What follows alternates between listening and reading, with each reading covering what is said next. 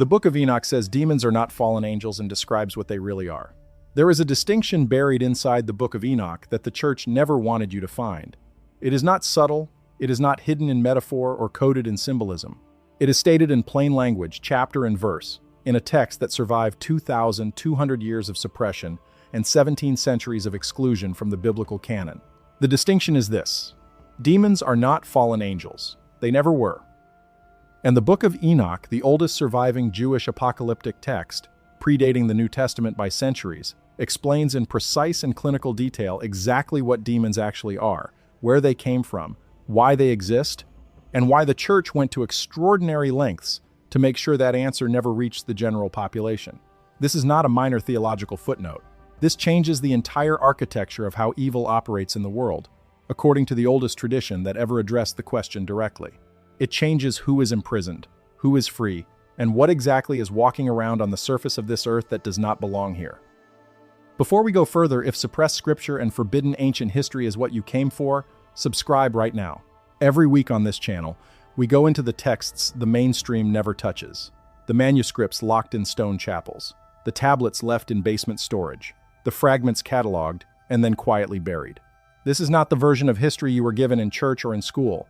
This is the version that was removed precisely because it was too specific. Now, let us begin where Enoch begins. The text that became the Book of Enoch preserves a tradition far older than its written form, which scholars date to between 300 and 200 BCE.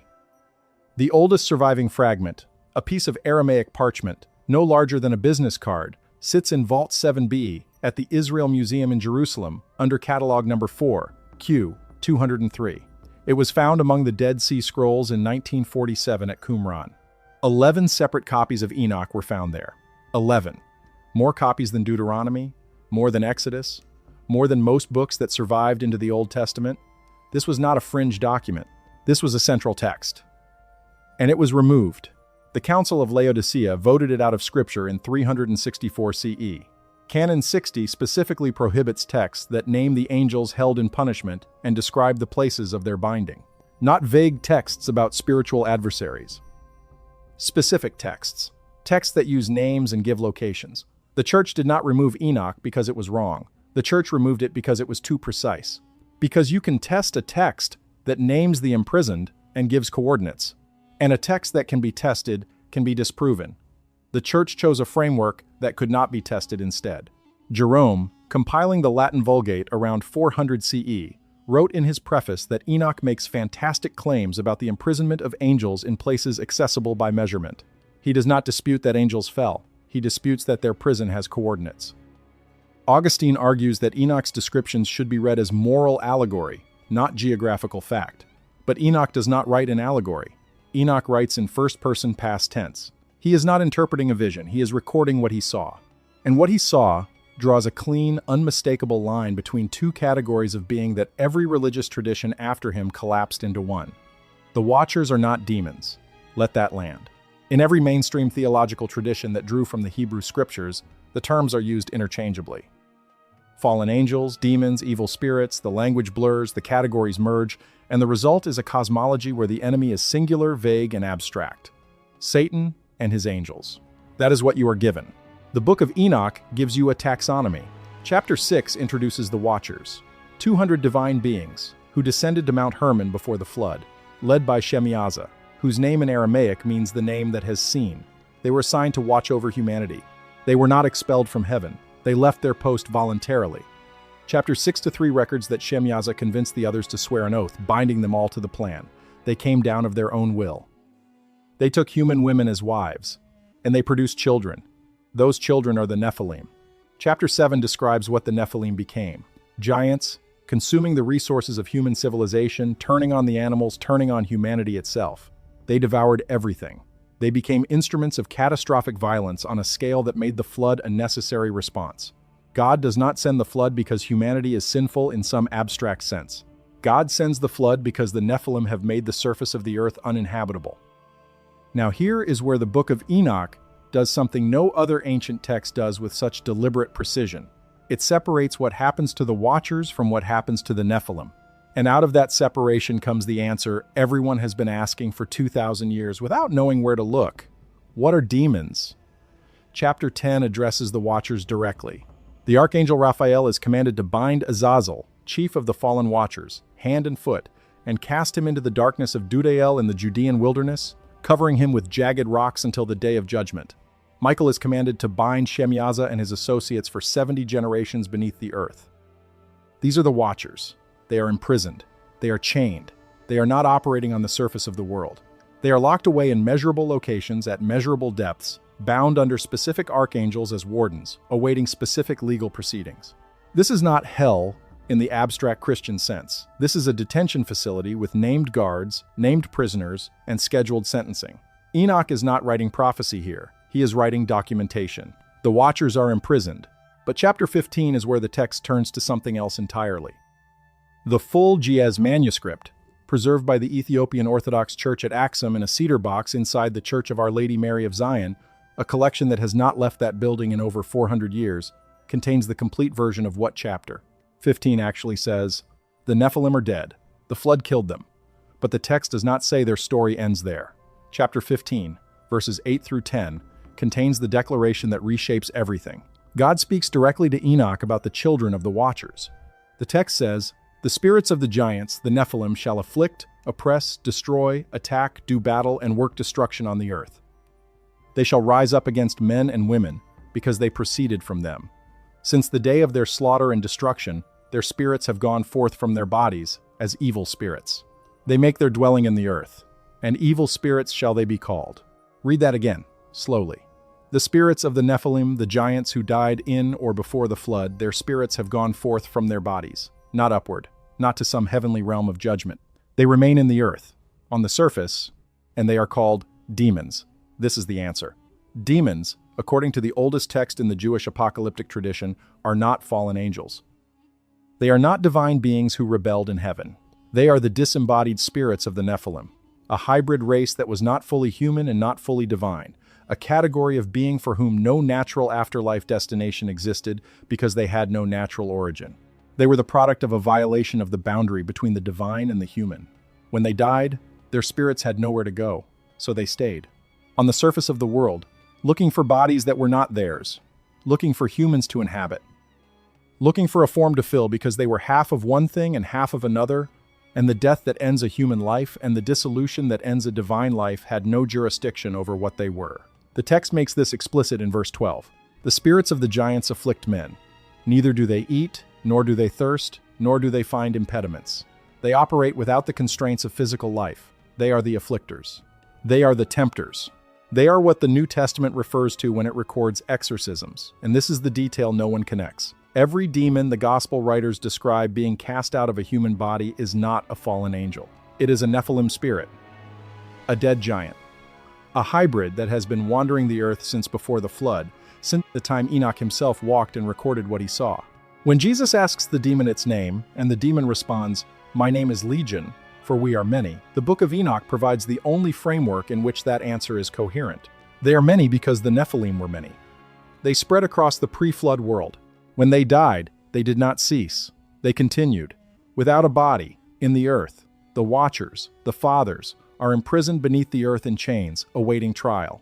The Nephilim, the children, are still here, above ground, incorporeal, unnamed in any official theological framework because the text that named them was removed from the canon in 364 CE. Now we have to ask why the church made that choice. The distinction between Watchers and Nephilim, between imprisoned divine beings and wandering hybrid spirits, creates a specific problem for institutional theology. If demons are the spirits of the Nephilim, then the exorcisms recorded in the New Testament are not victories over Satan's hierarchy. They are evictions of dead hybrid beings. The spiritual warfare framework, the church built its entire cosmology around Satan commanding an army of fallen angels, does not appear in the oldest source text. The source text describes a prison and a haunting, two separate phenomena with two separate causes and two separate classes of being. The church needed a unified enemy, abstract, centrally commanded, theologically manageable. Enoch gave them something far stranger, a divine prison system with specific wardens and specific prisoners, and a parallel population of wandering dead who could not be managed because they had never been properly categorized in the first place. Jerome's objection was geographic. Augustine's was cosmological. But the practical objection, the one that drove the vote at Laodicea, was structural. You cannot build a unified doctrine of spiritual authority over an enemy divided into two classes with different origins, different natures, and different legal statuses. So the church collapsed the distinction. Everything became fallen angels. And Enoch, the text that drew the line between them, was removed. The Ethiopian Orthodox Church, operating independently of Rome, kept Enoch in its canon. That is why the complete text survived. Dr. Ephraim Isaac, who translated the Ethiopian text for Oxford in 1983, noted that several passages in Western editions were shortened because they contained details inconsistent with standard theological categories. The chapter 15 passage on the Nephilim spirits is one of them. Dr. Margaret Barker, former president of the Society for Old Testament Study, argued in a 2008 paper that the demonology of the New Testament period cannot be properly understood without the Enochic framework.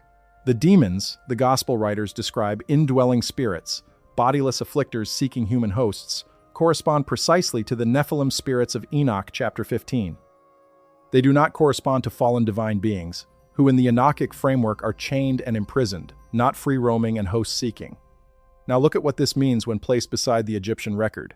In the basement storage of the Cairo Museum, there is a limestone block catalogued as JE 89289 that has not been on public display since 1973. It was excavated in 1971 from a sealed subsidiary chamber beneath the Saqqara necropolis. Dr. Jean-Philippe Lauer, who spent more than 7 decades working at Saqqara, documented in his field notes that the chamber predated the surrounding step pyramid complex not by years but by centuries.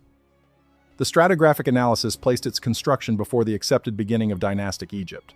The carved register on JE 89289 depicts a construction sequence, not a religious offering scene, not a funerary procession. A construction sequence, showing figures directing the placement of large rectangular stone forms using instruments that do not correspond to any tool in the documented Egyptian archaeological record. These figures are labeled with a compound hieroglyphic glyph, provisionally translated as "those who came before the counting of years." In hieroglyphic convention, compound glyphs of that grammatical construction are categorical designations. They name specific classes of being and specific cosmic roles. This glyph does not appear in the formal dynastic canon. The beings it labels are not gods in the theological sense that dynastic religion later constructed. The evidence points toward a population that was distinct, present before the first dynasty, recorded with precision by the people who came after them, and then sealed underground. The Scan Pyramids Consortium radar surveys in 2018 identified at least 3 sealed subsurface chambers beneath the Saqqara pre-dynastic complex, whose dimensions are inconsistent with known architectural features at the Consect site. Excavation permits have not been issued.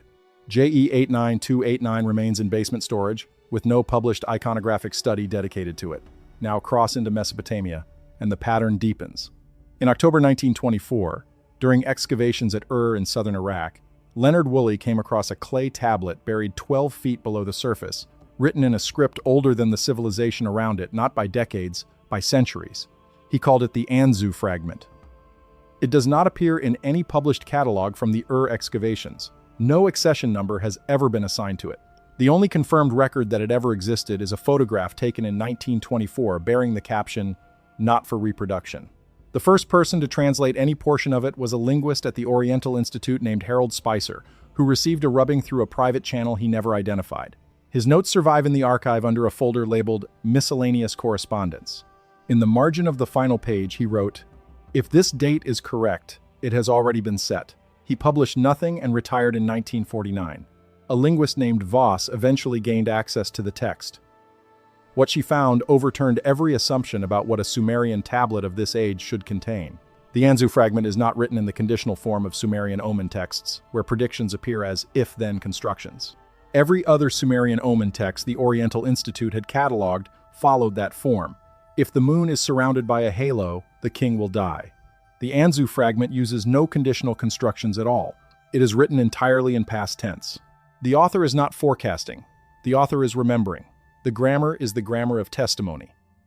The text describes a series of observable changes in the natural world that preceded a specific event the author calls the day the upper deep opened. The Sumerian compound is an Abzu Bala, and is sky. Abzu is the primordial deep beneath the world. Bala means to invert. to open from below upward. The sky does not open from above, it opens from beneath. Whatever the author witnessed came through a boundary that failed from the inside out. And then it describes what passed through. And here is where the Anzu fragment converges with the Book of Enoch in a way that cannot be dismissed. When the boundary opened, the tablet describes beings passing through. The Sumerian term for them is Dingir-Kinar, those who are neither of sky nor of earth, not objects, not forces, beings with agency and direction, beings that belong to neither category, not divine and not human, hybrid, uncategorized. The Nephilim in Enoch are the children of divine beings and human women, half of one category and half of another. Their spirits, after death, are neither of sky nor of earth. They are what remains when a being that should not have existed ceases to live. They have nowhere to go, so they stay. This is not a coincidence of language across two separate ancient traditions. This is the same tradition preserving the same memory in two different textual systems. Before the flood, something existed that was neither divine nor human. When it died, it did not go where things that die are supposed to go. It remained. And every ancient civilization that preserved a record of the pre-flood world has, in its own framework, a name for what remained. Egypt calls them those who came before the counting of years and seals their record underground. Babylon records a day when the boundary failed and entities of neither category passed through. And Enoch writes in first person that the spirits of the giants shall be evil spirits upon the earth, and upon the earth shall their dwelling be. The word used in the oldest Aramaic fragments for what they are is shedim. In the Ge'ez manuscripts, agonit. In Greek, daimon. In Latin, daemonium. Every one of these terms enters the text as a translation of the same Enochic concept, the disembodied spirits of the Nephilim, dead hybrids. Things that were made wrong and remained when they were gone. By the time you reach the New Testament, the framework that would have explained every exorcism Jesus performs has already been removed. When demons cry out, when they beg not to be sent to the abyss, when they ask permission to enter the herd of pigs, the Book of Enoch explains exactly what is happening. The abyss they fear is the prison where the Watchers, their fathers, are already chained. They are free, and they know it, and they know that freedom can be revoked. When they enter the pigs and drive them into the sea, the spirits do not die.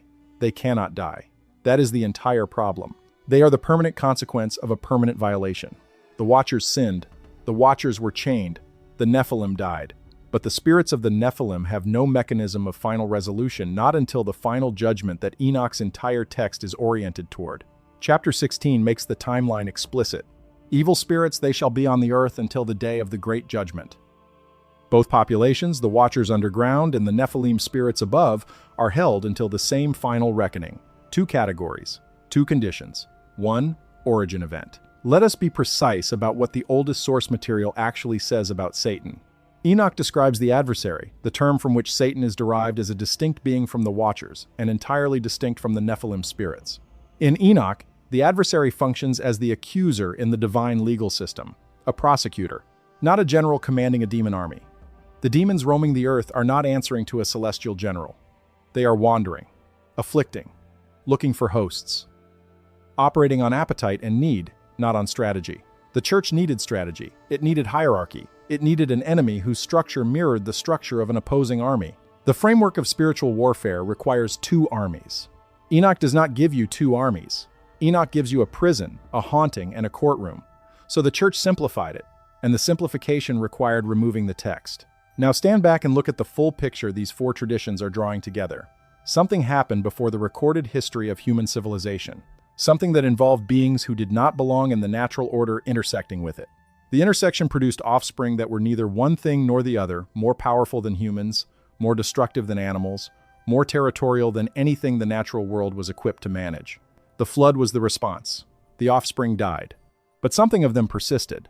Every major ancient civilization preserved a record of this. The records use different terms and different frameworks, but they converge on the same core content. Pre-flood beings of hybrid origin, a catastrophic boundary violation. Persistent disembodied presences that remained after the physical destruction of the pre-flood world. And the detail none of them can explain by coincidence. The beings that remained are always described as homeless. Neither of sky nor of earth, not where they belong. Not capable of being assigned to either category of being that the natural world provides for. The Book of Enoch is the most complete and precise account. And it names the demons not as generals in a rebel angelic army, but as orphaned spirits of a race that should never have existed, wandering in a world that has no category for what they are, because the category was sealed underground with their fathers before the flood. Dr. Michael Knibb, who produced the Standard Oxford Translation in 1978, identified chapter 15 as among the most significant passages in the Enochic corpus because of its taxonomic clarity. The distinction between the imprisoned Watchers and the wandering Nephilim spirits is not ambiguous in the gaze text. The Watchers are below, the demons are above. The confusion between them is not in the text. It is in the tradition that replaced the text, and that tradition made its choice at Laodicea in 364 CE, Canon 60. The texts that name the imprisoned and describe the places of their binding shall not be read, shall not be taught. For 17 centuries, that vote held. Then in 1947, 11 copies of the Book of Enoch came back into the light at Qumran. The Aramaic Dead Sea fragments independently confirmed the Ethiopian text. The core distinction between Watchers and Nephilim spirits, between imprisoned divine beings and wandering dead hybrids, was preserved in both textual traditions separately. The distinction survived suppression. What the Book of Enoch says about demons is not a theory.